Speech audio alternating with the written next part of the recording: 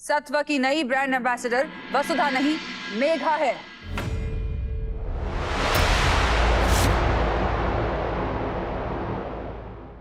We are really sorry ma'am, आगे से हम ध्यान रखेंगे। मैम ये देखिए, नए फोटोशूट्स के लिए हमने कुछ हटके डिजाइन्स रेडी किए हैं। सी,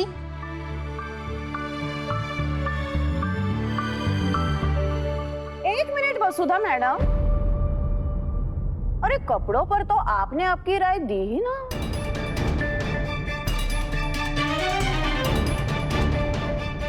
क्या हुआ, सब लोग ऐसे क्यों देख रहे हो? अगर भाभी साहब अपने लाडले बेटे की शादी की जगह वसुधा से पूछकर फाइनल कर सके हैं, तो फिर मैं के कपड़ों के लिए वसुधा की राय ना ले सकूं? सारिका, शादी के वेन्यू के लिए दोस्तों की राय जरूरी बनती है, ये वसु का हक बनता है। पर ब्रांड एम्बेसडर से जुड़े किसी भी फैसले पर वसुधा का अब कोई अधिकार नहीं है।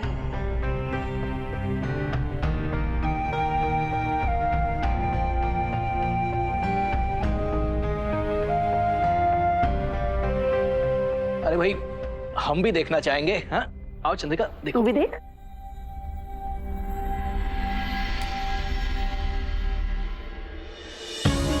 मेघा मैडम की असलियत जानते हुए भी मैं कुछ नहीं कर पा रही हूँ। इस घर ने, देव सर ने, मेघा मैडम से मैं कैसे बचाऊं? मेघा ने हमें बताया कि जब उसने तुम्हें बचाया तुम उस वक्त क्या क्या कह रही थी। तुम मोगरे से सिर्फ हमारी सेवा के लिए आई थी, ब्रांड एम्बेसडर बनने नहीं। सो देव सर, आप यहाँ कुछ चाहिए था कि? नहीं, कुछ कहना था तुमसे। एक्चुअली मैं तुमसे माफी मांगने आया हूँ। अरे देव सर, आप क्यों हमारे से माफी? नहीं वसु, कहने दो मुझे। मैं बहुत गिल्टी फील कर रहा हूँ कि तुम्हारा सच जानने के बाद भी मैं मासा का यकीन नहीं जीत पाया। तुम्हें तुम्हारे ब्रांड एम्बेसडर होने का हक नहीं दिलवा पाया। तुमने अपनी तरफ से कोई कमी नहीं छोड़ी, हमेशा अपना काम शिद्दत के साथ किया। फिर भी आज तुम्हारी जगह मेघा फोटोशूट के लिए कपड़े सिलेक्ट कर रही है।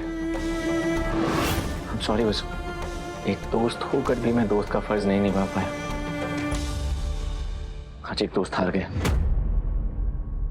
लेकिन आज एक बेटे की जीत हुई है देव सर। आपकी वजह से देवी हुकुम की जीत हुई है, और ये जीत हमारी दोस्ती की भी जीत है। आप शायद जानते ना है देव सर, लेकिन आपके और देवी हुकुम के बीच में जो मनमुटाव था ना, उसकी वजह से इस घर की हंसी चली गई थी। आपने उन्हें मनाकर इस घर की रौनक वापस लौटा दी, और ये एक दोस्त कहा एक दोस्त को बहुत ही बड़ा तोहफा है। अब बस देवी हुकुम की इतनी मेहनत से बनाई हुई कंपनी को भी कोई नुकसान नहीं होना चाहिए। समझ नहीं आता कि तुम कैसे हर सिचुएशन में अच्छाई और पॉजिटिविटी ढूंढ लेती हो। इतनी समझ कहां से लाती हो? और इसीलिए आज मुझे तुमसे एक वादा चाहिए। आगे से कभी भी मुझे, मासा या हमारी कंपनी को जरूरत पड़ेगी तो तुम बिना सवाल पूछे ऐसे ही हमारा साथ दोगी।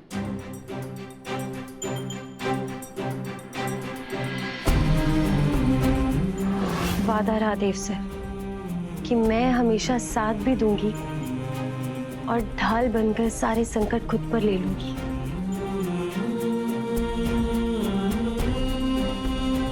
ओ देव सर, मैं तो भूल ही गई, वो बड़े हुकुम की दवाई का टाइम हो गया है। मैं अभी आई।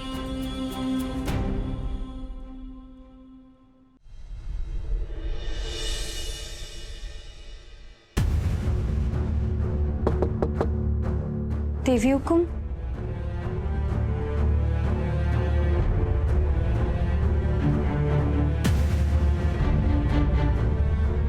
देवी हुकुम, आपने हमारे को बुलाया?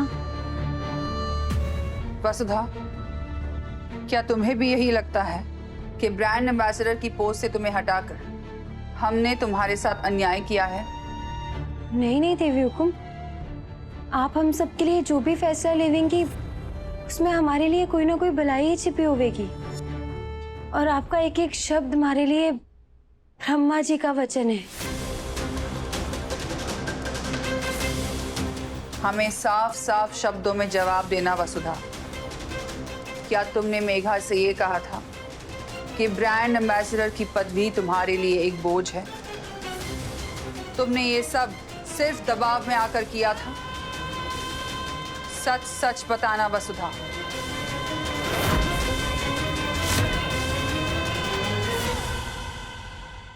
नहीं देवी को, मैंने ऐसा कुछ नहीं कहा था।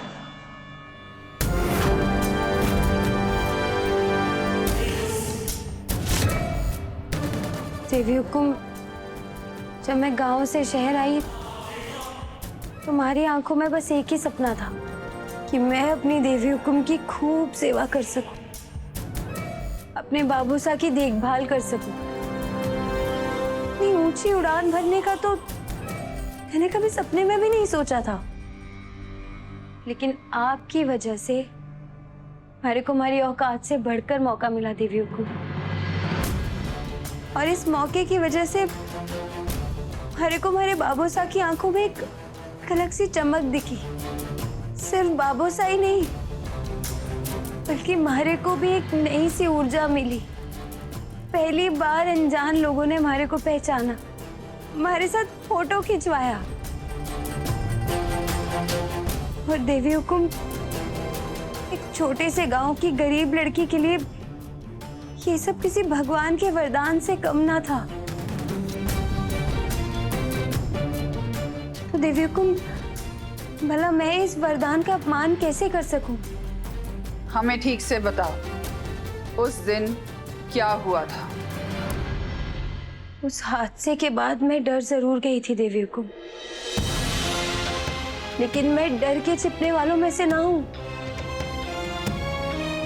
और फिर ये जिम्मेदारी तो आपने हमारे को सौंपी थी, और अगर आपकी दी हुई जिम्मेदारी को निभाते हुए हमारी जान भी चली जाए ना, तो मैं अपने आप को भाग्यवान समझूंगी।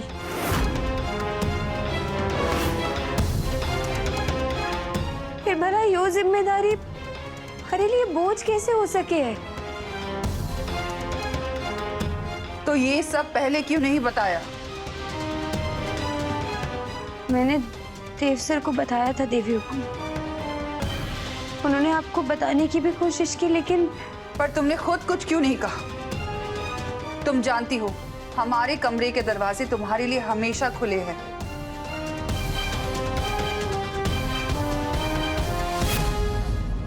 कोई बात नहीं देवी हुकुम, अब जाने दीजिए ना। तुम हमेशा कहती हो ना कि तुम हमारे आदर्शों पर चलती हो, तो तुम जानती हो अपने हक के लिए लड़ना हमारा सबसे पहला आदर्श है। क्या ये नहीं सीखा तुमने? हर बार कोई और तुम्हारी लड़ाई आकर नहीं लड़ेगा वसुधा।